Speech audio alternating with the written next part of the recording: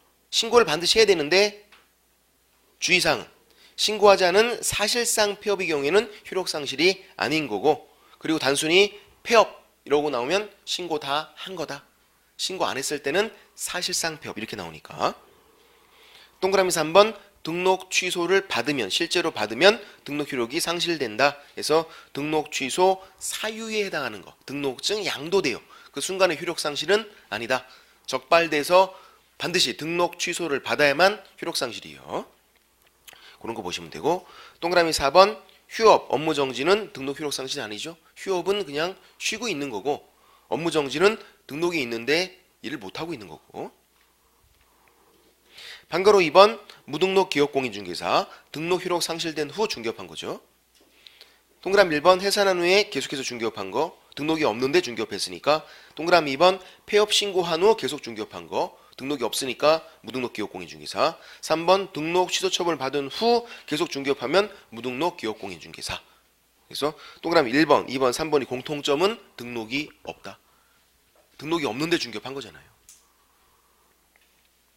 이제 반가로 3번 무등록 기업공인중개사가 중개했대요. 등록도 없는 사람이 중개를 해준 거예요. 그래서 매매계약 체결이 됐어요. 그럼 매매계약 무효, 효력이 없다가 아니라 유효, 효력 발생해요. 근데 뭐가 무효가 되냐면 무등록 기업공인중개사와 중개 의뢰인 사이의 중개 보수지급약정이 무효예요. 돈 주기로 한 그 약정. 등록도 없는 사람이 중개해주면 그 계약은, 매매계약 그런 건 유효. 그런데 등록이 없는 그 사람에게 돈 주기로 한 거, 중개보수, 요게 무효. 돈 줄 필요가 없어요. 또 받았으면 돌려줘야 돼요. 무등록 기업공인중개사와 중개 의뢰인 사이의 중개 보수지급약정이 무효다. 거래계약 같은 것, 매매계약 같은 건 유효고, 요것도 주의하셔야 되고. 판례예요, 판례. 그러니까 등록도 없이 막 중개업하는 사람에게 돈 줄 필요 없다 그거예요. 그렇게 보시고, 그리고 무등록 기업공인중개사는 처벌받죠? 어떻게? 3학년 위반, 3년 이하의 징역 또는 2천만 원 이하의 벌금. 또는이니까 징역이면 징역, 벌금이면 벌금, 둘 중 한 가지예요. 3년 이하의 징역 또는 2천만 원 이하의 벌금, 이렇게 무거운 형벌을 받아요. 무등록 기업공인중개사는. 그렇게 보시면 되고, 이제 17페이지에서 중개사무소. 사무소 필수라 그랬죠? 반드시 있어야 돼요. 중개사무소는. 온라인상으로만 중개업할 거라도 사무소는 있어야 한다 그랬잖아요. 중개사무소 개설 등록이니까, 등록이 정식 명칭이. 1번 중개사무소 설치 기준이 있는데 반가로 1번 이중사무소 설치 금지 이렇게 돼 있어요. 이중사무소 설치 금지. 얘는 뭐냐면 동그라미 1번 기업공인중개사는 등록관청 관할구역 안에 한 개의 중개사무소만을 둘 수 있다 이렇게 돼 있어요. 사무소 한 개만 두래요. 사무소 한 개만. 이게 이중사무소 설치 금지. 사무소 2개 두면 안 된다. 모든 기업공인중개사가. 법인도 마찬가지. 법인은 분사무소를 둘 수 있어요. 지점을. 사무소거든요. 근데 관할구역 외에다가, 밖에다가. 관할구역 안에는 사무소 한 개만 둬야 돼요. 법인도. 본사 한 개만. 개인 사업자들은 사무소 무조건 한 개만. 법인은 분사무소를 둘 수 있지만 관할구역 외에다가. 그러면 관할구역 안에는 모든 기업공인중개사가 사무소 한 개만 둘 수 있다 그런 거예요.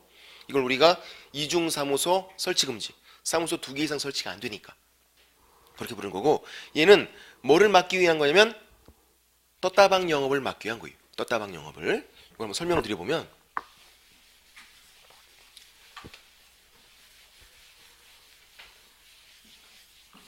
이제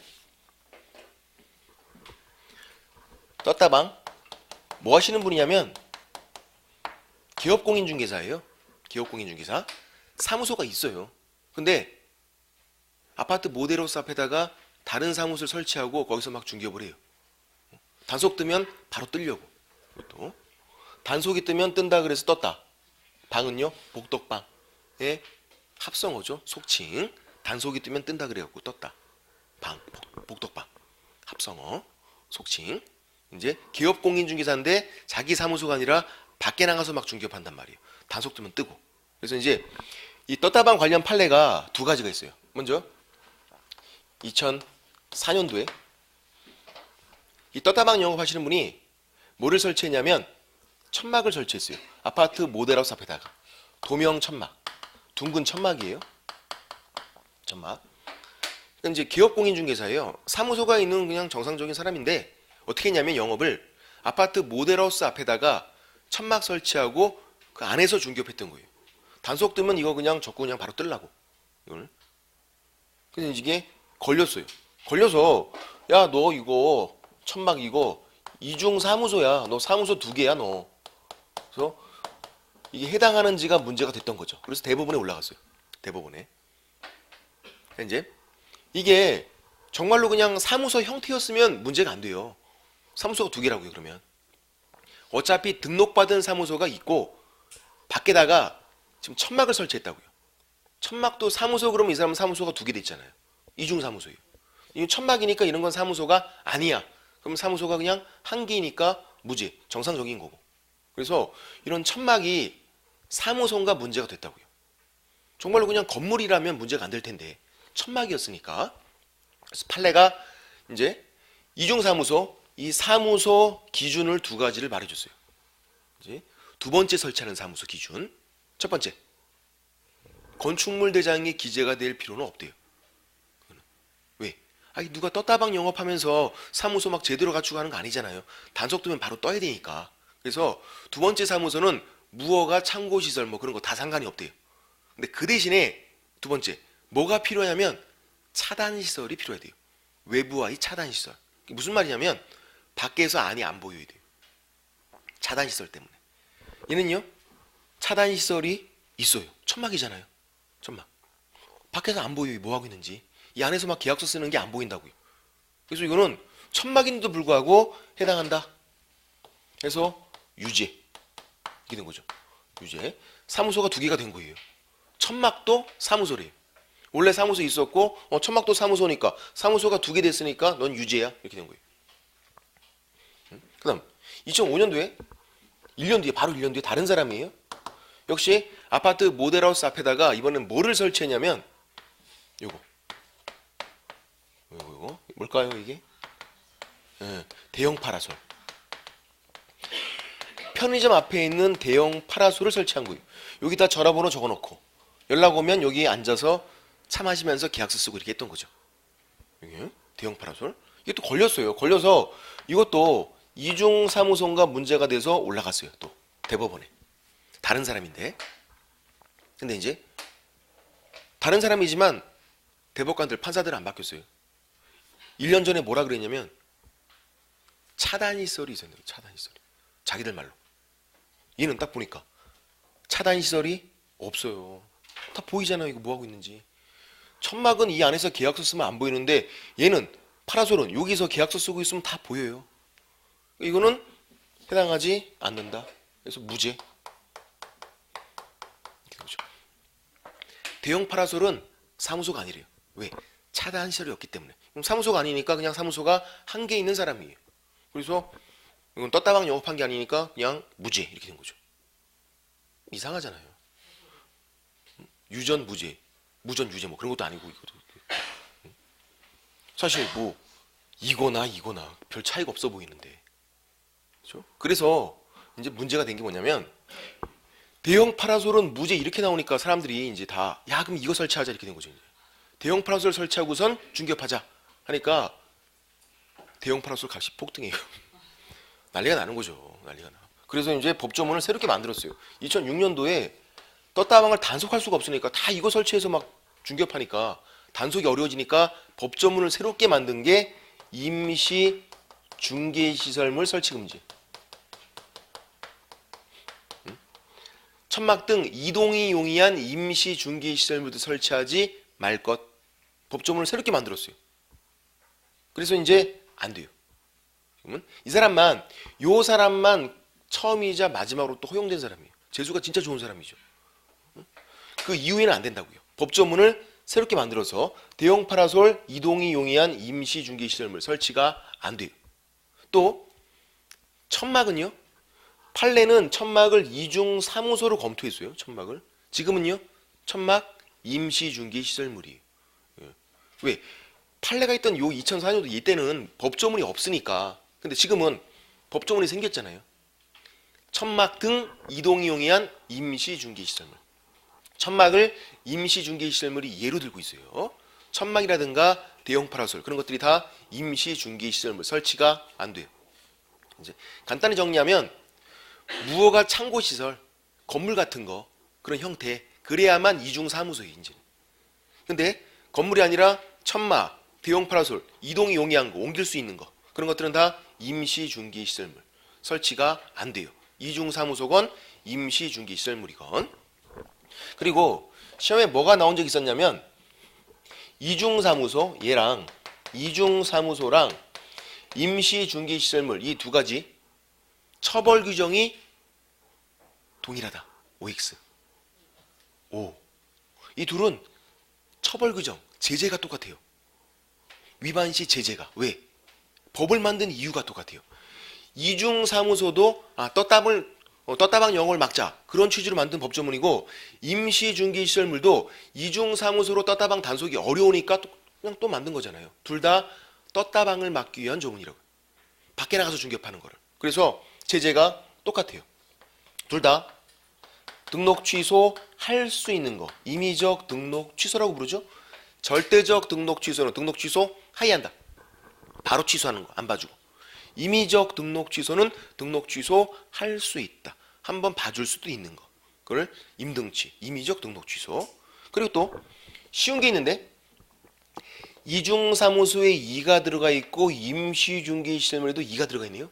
우리는 2가 들어가 있으면 다 1년 이하의 징역 또는 1천만 원 이하의 벌금 1학년 1반이 들어가 있어요. 간단하게 2만 들어가 있으면 이중사무소 2 임시중개시설물도 2가 있잖아요. 그럼 1학년 1반이 들어가 있어요. 1학년 1반짜리 찾는 건 쉽다고요. 2만 들어가 있으면 되니까. 얘도. 그래서 둘 다 제재가 똑같구나. 똑같은 이유는 법을 만든 이유도 똑같으니까. 떴다방을 막기 위해서 그런 것도 보면 되고. 결론은 그냥 사무소 안에서 중개업을 해라 그거예요. 사무소 안에서. 밖에 나가서 중개업하지 말고. 17페이지에서 책을 좀 보시면 방가로 1번에 이중사무소 설치 금지에서 동그라미 1번 아까 설명드린 거고 요게 이제 관할구역 안에 사무소 한 개만 둘 수 있다. 동그라미 2번 법인인 기업공인중개사 등록관청 관할구역 안에 사무소 한 개만. 법인도 관할구역 안에는 분사무소는 관할구역 외에다가 둘 수 있는 거니까. 위반 시에 임의적, 상대적 등록 취소 할 수 있는 거 임등치. 플러스 1학년 1반 2가 들어가 있는 거니까. 방가로 2번 임시중개시설물 설치 금지. 동그라미 1번 중개업 상담을 위한 이동이 용이한 임시중개시설물 설치도 금지가 된다. 해서 천막, 대형 파라솔 그런 거 설치가 안 되는 거예요. 소형 파라솔은 되나요? 안 되는 거라고 있어요. 안 돼요. 파라솔 크기가 중요한 건 아니에요. 됐고. 그리고 동그라미 1번에서 중개업 상담을 위한 게 설치가 안 되는 거죠. 중개업 상담을 위한 게. 중개업을 위한 게 설치가 안 되는 거지. 피서 가서 해운대에 설치했대요. 그럼 되는 거예요, 그거. 비치 파라솔 설치해야죠. 안 그러면 시커멓게 타는데. 그는 중개업 상담을 위한 게 안 되는 거지. 피서를 안 가봐서 모르시나요? 해운대 가면 파라솔 설치하고 있어야 될 거 아니에요. 그런 건 된다고요. 그런 거는.